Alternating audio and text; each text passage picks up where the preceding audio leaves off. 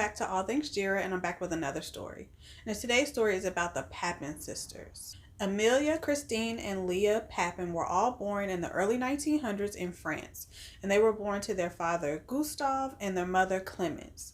Now Gustave was an alcoholic and he was very abusive, and Clemence, their mother, she was deemed unfit to be a mother. She really didn't want to be a mother. Now, their relationship was very rocky from the very beginning of their marriage. It was said that Gustave was very abusive, and also there were rumors that Clemence was having an affair with her boss. So Amelia, their first child, was born in 1901. Now, shortly after, in 1905, Christine was born.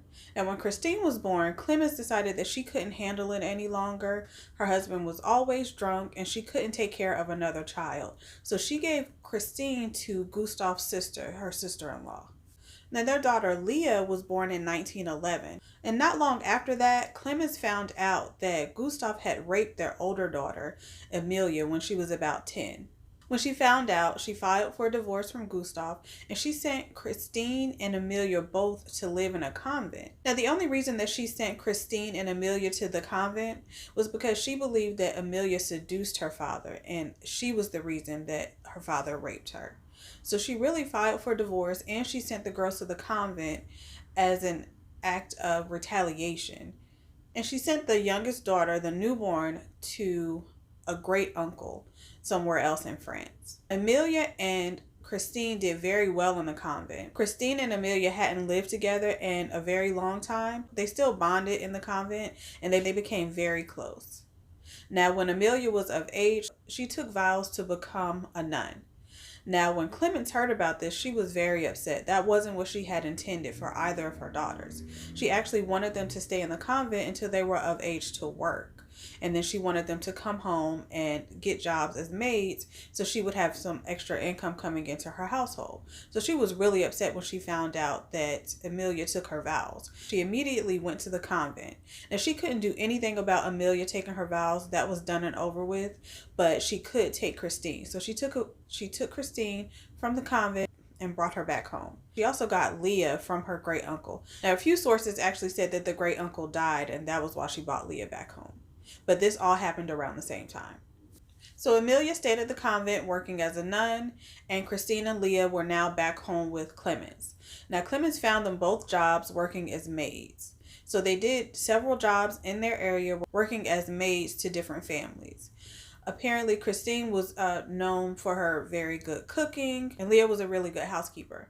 Now, just like with Amelia and Christine, because Christine and Léa hadn't stayed in the same household at all, pretty much, they got together and they still formed a really good bond, and they became close as well. Anytime that they weren't working, they wanted to spend all of their time together.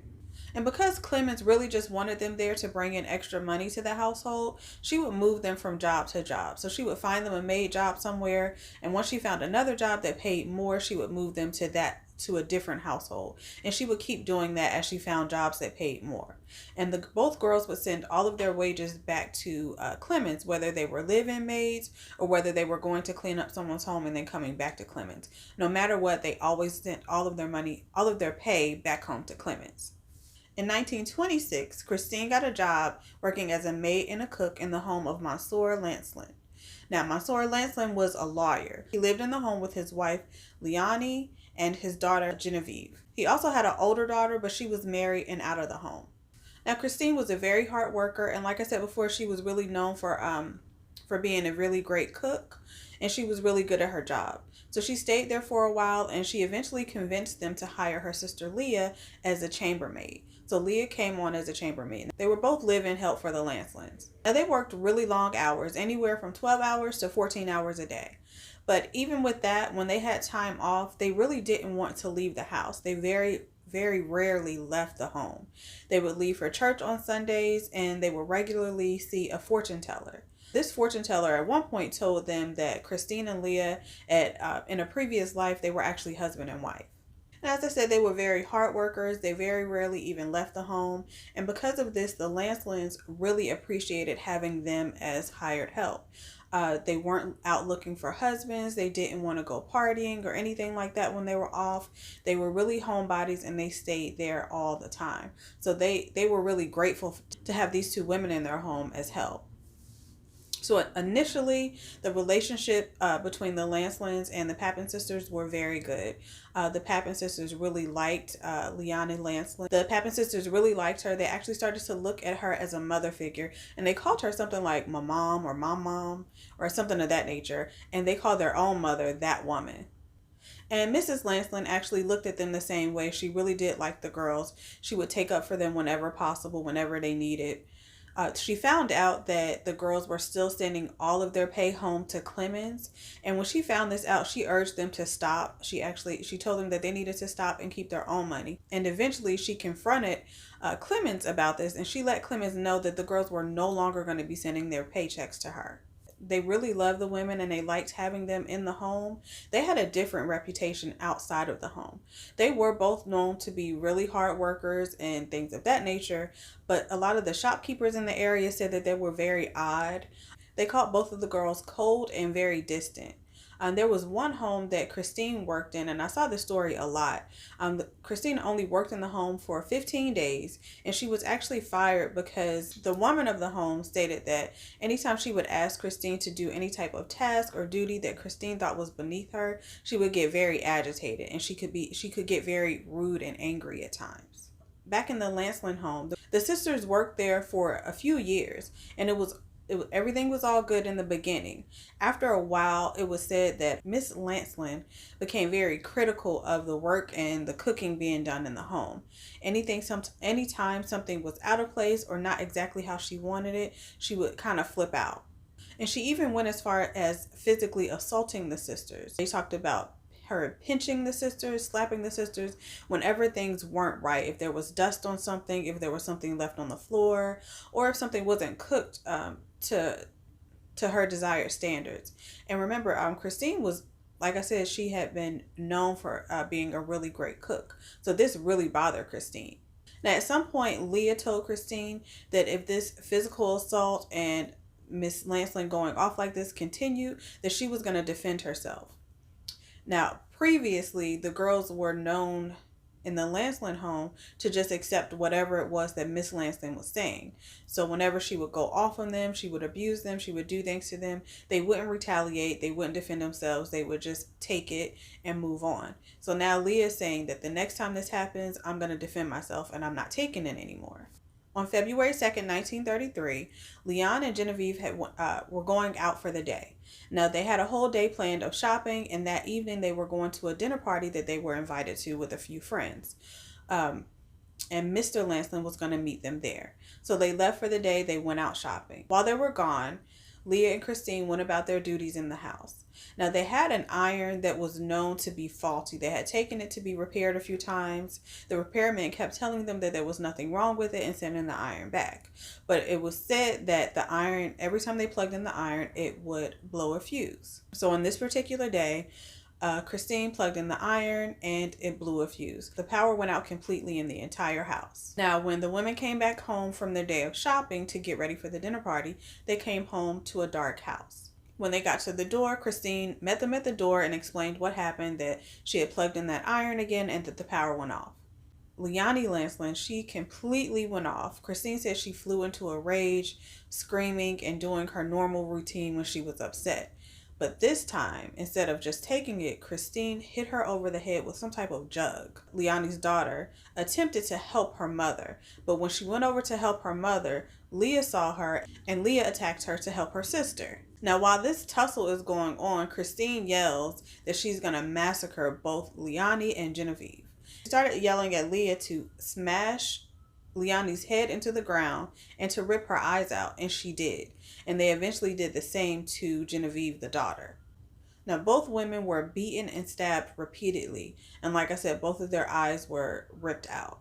Now, at the end of this beating, which was said to last about 30 minutes, they actually lifted up the skirts of both women. They took their underwear off, and they started to just slash and cut up their legs, their thighs, their butts, and they used Genevieve's menstrual blood and smeared it all over both the women. Now, when this was done, the Papin sisters, they just washed up and got ready for bed just like they did on any other normal night, and they went into their room. So later on that evening, Mr. Lancelin came home to get ready for the dinner party, but when he got home, all the lights were off and every door and window was locked. Now, he took this as a sign that the women, Leonie and Genevieve, went straight to the party. So instead of trying to get in the house, he decided to go straight to the dinner party as well. When he got there and realized that neither one of the women were there, he started to worry. So himself and one of his friends from the party decided to go back to his house to see what was going on. When they got back to the house, all the lights were still off, and they noticed one candle burning in the window of the room that belonged to the Papin sisters. They knocked on the door. They got no response. So they flagged down a police officer who climbed, I believe, a fence or something in the backyard and eventually made it into the home. They all came into the home. When they got to the stairwell to go up to the second floor, the police officer with his flashlight noticed an eyeball laying on the top of the stairwell. When he saw this, he asked Mr. Lancelin and his friend to just stay at the bottom of the stairs while he continued up to figure out what was going on. And when he got to the second floor, that was when he saw the bodies of Leonie and Genevieve. They were beaten beyond recognition. There was blood everywhere. There was a bloody knife next to the bodies. And like I said before, the women's dresses or skirts were pulled up over their heads, so their bottom halves were exposed. And there was blood everywhere. Now, he continued up to the third floor. Now, he expected to find the Papin sisters in the same condition. He didn't suspect at all that they were the ones that did this to Leonie and her daughter. He got up to the third floor to where the Papin sisters' room was. He knocked on the door, and he could hear some murmuring, but he couldn't tell what they were saying. He knocked again, and no one responded to him, but he could still hear the murmuring behind the door. So no one responded to him, so he busted into the door. When he got into the room, the sisters were laying on their beds in their nightgowns, hugging and shaking. There was a bloody hammer sitting on the table next to the bed. So immediately, the two sisters were arrested and charged with murder. Now, both sisters confessed to the crime, but each sister took sole responsibility for the crime. Neither sister would implicate the other sister. They both took full credit for what happened, but they claimed self-defense based on the abuse that they had been taking from Mrs. Lancelin. Now, there was a lot of public sympathy for the sisters, being that they were hired help or servants in the home. A lot of the public believed that the sisters were being abused in the home, that Miss Lancelin really was assaulting them on a regular basis, and that the sisters weren't really defending themselves. So there was a lot of sympathy for the Papin sisters. When they came to the trial, they both claimed insanity. Now, in the eyes of the court, they believed that Leah was greatly influenced by her sister and that she never would have been involved in any of this if it hadn't been for Christine. So Leah was given a sentence of 10 years hard labor. Now, Christine was sentenced to death by guillotine, and this was supposed to be carried out on September 30th of 1933. In prison, the sisters were kept separated. Now, this really wore on Christine, and she started to have a mental breakdown. She begged and begged to see her sister, to be with her sister. She refused to eat, and she also attempted to rip out her own eyeballs. Now, she was put in a straitjacket because of this. Now, because she kept begging to see her sister Leah, eventually the warden wore down and allowed them to see each other. Now, it was said that when they saw each other, Christine started to make sexual advances towards Leah that Leah refused. Now, at some point, a stay of execution was given to Christine, and she was resentenced to a life of hard labor. But she was again separated from her sister. Now, this time, they did not allow them to see each other again. But Christine continued to beg to see her sister, and they refused. But because of this, Christine refused to eat. She eventually died at the age of 32 on May 2nd, 1937. Now, Leah was released in 1940 after serving 8 years of her sentence, and she was released based on good behavior. And Leah moved back into the house with Clement, and she got a job as a hotel maid working under a different name. Now, it wasn't said exactly what year she died, but there were some pictures of her as an elderly woman, so she lived a really long life after this. So anyway, that was my story for today. What do you think about the story of the Papin sisters? Do you believe that Miss Lancelin was actually abusing the girls and that this was self-defense? Let me know what you think about the story. Have you ever heard it before or anything similar? Make sure you like this video. Please subscribe to my channel and leave a comment.